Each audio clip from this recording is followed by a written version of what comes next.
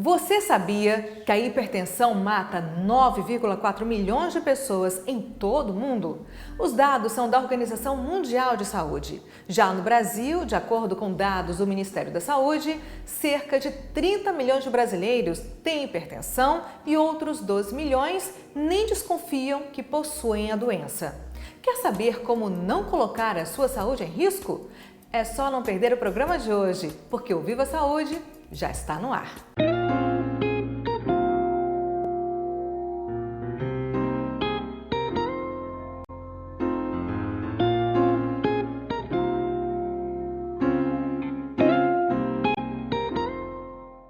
Ela pode causar um grande estrago à saúde se não controlada.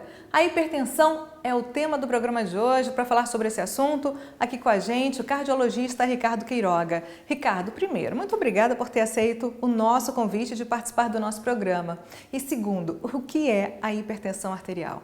Então, Márcia, para mim é uma honra participar do Vivo Saúde, na TV Assembleia. A hipertensão arterial ela é uma condição clínica multifatorial, que se caracteriza pela elevação dos níveis tensionais. Essa elevação é uma elevação permanente, não é um pico isolado que caracteriza e vai determinar que o indivíduo é hipertenso. E causada por uma série de fatores, entendeu? E que fatores são esses? Que fatores podem levar uma pessoa a ficar hipertensa? Então, como eu falei na definição, por ser uma doença multifatorial, a gente tem uma série de fatores que vai desde a condição genética, a carga hereditária do indivíduo, a própria idade. A gente sabe que é uma doença que tem uma incidência maior, ela é mais prevalente em indivíduos acima de 60 anos de idade. Questões de hábitos, a ingesta de sal, do álcool, predispõe ao aparecimento e surgimento da hipertensão, a questão do sedentarismo, enfim, entre outros fatores. E qual a média de uma pressão arterial considerada alta, doutor? Então, assim, a gente tem que tomar por base, a gente está falando aqui para o público leigo, Então, para um entendimento mais fácil, a gente caracteriza que o indivíduo é hipertenso, aquela pressão sistólica, que é a pressão alta, a mais alta, acima de 14, e uma diastólica, que é a mínima, acima de 90. Então, pessoas que apresentam uma pressão acima de 14 por 9, a gente já enquadra como hipertenso. Obviamente que existe uma classificação para a comunidade científica, entendeu? Onde você gradua em estágio 1, 2 e 3, se tem presença de órgãos-alvo, que isso também é importante, que a hipertensão ela agride alguns órgãos que a gente chama de órgão-alvo. Isso é importante para a estratificação e o tratamento dessa hipertensão. Por exemplo, você tem agressão ao coração, agressão aos rins, agressão à visão, as artérias, entendeu? Então, esses órgãos, com o passar do tempo, no regime elevado de pressão, eles passam a sofrer. Agora, uma curiosidade.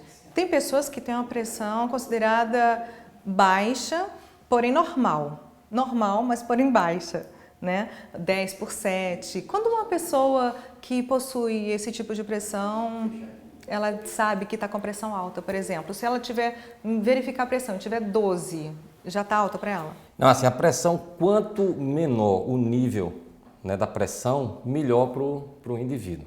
O coração vai trabalhar mais, de uma maneira mais fácil, entendeu? Então, melhor. Você não vai dizer que uma pessoa que rotineiramente ela tem uma pressão de 11/7, 10/7, 10/6 e agora ela passa a apresentar uma pressão de 12/8, que ela está hipertensa. Não, absolutamente. Entendeu? Mas a pressão a gente só vai, aquilo que eu estava te falando, a pressão a gente só vai caracterizar que o indivíduo é hipertenso com níveis acima de 14/9. Lembrando que a pressão baixa, se é uma pressão de 10/6 e o indivíduo suporta bem essa pressão, para ele é melhor do que uma pressão 12/8, por exemplo. Quanto menor os níveis, melhor para o indivíduo. E quais as formas de tratamento, doutor, em relação à hipertensão? Uma vez caracterizado a doença, e você determina pelos níveis pressóricos e também pela presença ou não de agressão àqueles órgãos-alvos que a gente já falou, coração, rins, os olhos, enfim. Você estratificando, entendeu? Você tem, vamos dizer assim, algumas maneiras de você tratar, dependendo dos níveis de pressão. O tratamento ele pode ser desde mudança de estilo de vida, onde consiste no estímulo à prática de atividade física, diminuição do estresse, diminuição da ingesta de sal, a perda de peso. Então, tudo isso faz parte do tratamento. Em algumas situações, quando você não tem níveis de pressão tão elevados, só essas medidas, né, elas conseguem trazer a pressão para o nível ideal. Se você não consegue também aderir a essas medidas, às vezes é um pouco complicado, você lança mão do medicamento, né? E lançando mão do medicamento, aí você tem uma série de classes de medicações que vão servir, né, para você tratar essa pressão. Já que o senhor falou em medicamentos, os genéricos eles não têm uma boa fama. O senhor indica o medicamento genérico para tratar problemas do coração?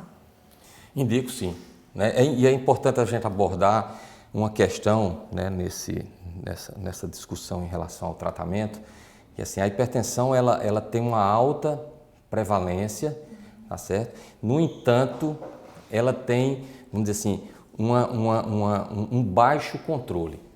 Então você imagina assim, primeiro, você tem uma infinidade de indivíduos que, por não ter o hábito de verificar a pressão e por muitas vezes a hipertensão ser silenciosa, acho que todo mundo aqui já ouviu falar de pessoas que têm níveis bastante elevados de pressão e que são absolutamente assintomáticos.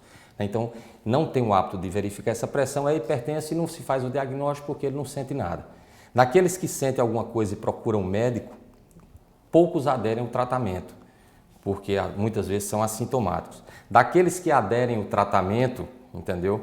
Você tem uma série de indivíduos que já estão tomando a medicação, mas não tem o hábito de retornar ao médico para ver se aquela medicação está fazendo o efeito desejado.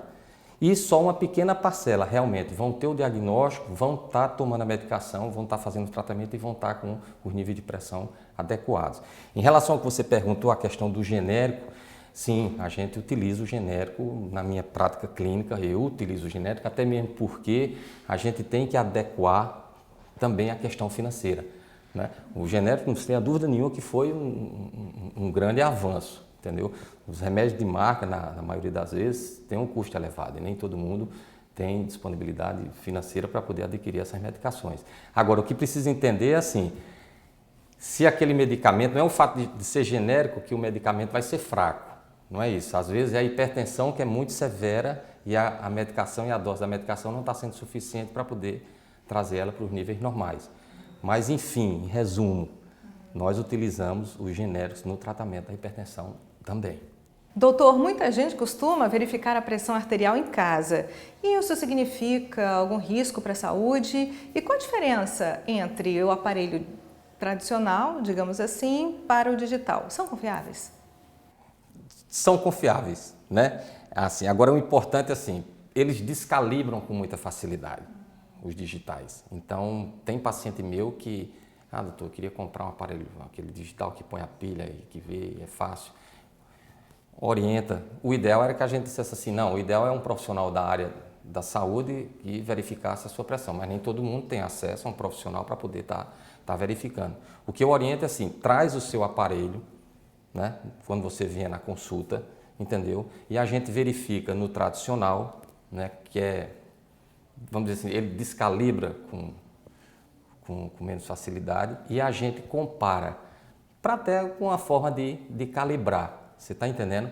Então, tem pacientes meus que utilizam e serve como parâmetro, entendeu? Então, agora tem que ter esse cuidado. Outra coisa, trocar a pilha com frequência, porque às vezes a pilha está fraca, então tem que ter esses cuidados. Então está liberado? Está liberado. Quando for no seu cardiologista, você leva o seu aparelhinho, pede para o seu cardiologista verificar a sua pressão e você verifica no seu.